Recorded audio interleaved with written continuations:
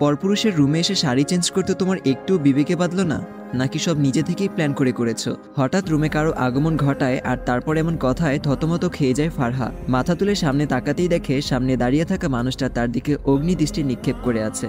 ভয়ে ও লজ্জায় মাথা নিচু করে আছে ফারহা। আজ প্রথম শাড়ি পরে বান্ধবীর বিয়েতে এসেছে ফারহা। আজ গায়ে হলুদ, বাকি সব বান্ধবীরাও হলুদ রঙের শাড়ি পরে এসেছে, তাই বাধ্য হয়ে ফারহাকেও পরতে হয়েছে শাড়ি। কিন্তু এখানে আসার পর দৌড়ে আসা একটা ছেলের সাথে ধাক্কা খেয়ে নিচে পড়ে যায় সে। ছেলেটা পেছনে না তাকিয়ে সোজা চলে গেল। একরাশ বিরক্তি নিয়ে উঠে দাঁড়ালো ফারহা। দেখে সুন্দর করে পরে আসা শাড়িটিও এলোমেলো হয়ে গেছে। ছেলেটাকে মনে মনে গালি দিয়ে সামনে এগিয়ে গেল সে। দেখে বাকি বান্ধবীগুলো আইরিনকে নিয়ে ব্যস্ত হয়ে পড়েছে, তার দিকে তাকানোরও সময় নেই তাদের। তখনই আইরিনের মা লতা রহমান তার কাছে এগিয়ে এসে সমস্যার কথা জানতে চাইলে ফারহা খুলে বলে সব। এক হাতে শাড়িটা ধরে আন্টির সাথে হাঁটা ধরল সে। যাই হোক, আগে শাড়িটা গুছিয়ে নিতে হবে। বিয়ে বাড়ি, প্রায় সারা বাড়ি জুড়েই মানুষের ছড়াছড়ি, তার মাঝে একটা রুম ফাঁকা, আর তা হলো আবরার ভাইয়ের। তার রুমে কাউকে ঢুকতে দেয় না সে, নিজেই রুম পরিপাটি করে রাখে। এরপর কারো প্রবেশ নিষিদ্ধ।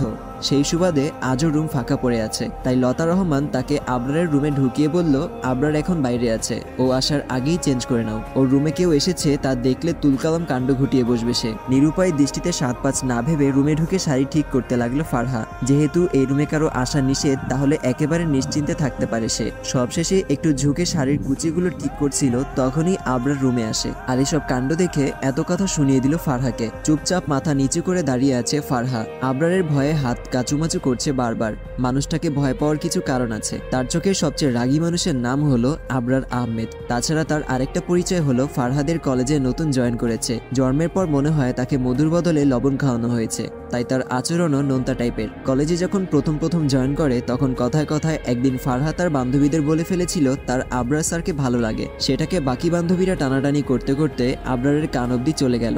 সেদিন কলেজ ছুটির পর কোচিংয়ে সারা ক্লাস কান ধরে দাঁড় করিয়ে রেখেছিল তাকে। এই মুহূর্তে ফারহার দিকে অগ্নিদৃষ্টি নিক্ষেপ করে আছে আবরার। ফারহার নীরবতা দেখে সে আবারও রাগী গলায় বলল, এখন মুখে তালা পড়ে গেছে নাকি? এমন ভাব ধরলে মনে হচ্ছে কিছুই জানো না। মানে আমাকে আকৃষ্ট করতে আর কত নিচে নামবে তুমি? ফারহা এবার নিচের দিকে তাকিয়ে থাকা অবস্থায় বলল, আমি এসব কখনোই ভাবিনি। আমি জাস্ট বিপদে পড়ে আপনার রুমে এসেছি। আপনি যেমনটা ভাবছেন মোটেও আমার এমন কোনো উদ্দেশ্য নেই। বিশ্বাস না হলে আপনি আন্টিকে জিজ্ঞেস করতে পারেন। তখনই রুমে আসে লতা রহমান। আবরারের দিকে চেয়ে বলল, কি হয়েছে? তুই শুধু শুধু মেয়েটাকে এত ধমকাচ্ছিস কেন? ও কি করেছে তুমি জানো মা? কত বড় সাহস এই মেয়ের! আমার রুমে এসে ছেলেকে থামিয়ে দিয়ে লতা রহমান বলল, জানি আমি, সে এমনি এমনি তোর রুমে আসেনি। বাইরে কার সাথে যেন ধাক্কা লেগে পড়ে গিয়ে সব এলোমেলো করে ফেলেছিল। তারপর আমাকে বললে আমি এখানে নিয়ে আসি। সারা বাড়িতে এখন মেহমান, একমাত্র তোর রুমটাই ফাঁকা ছিল, তাই তাকে বললাম তাড়াতাড়ি ঠিক করে বেরিয়ে আসতে। তো এখানে দোষের কি আছে?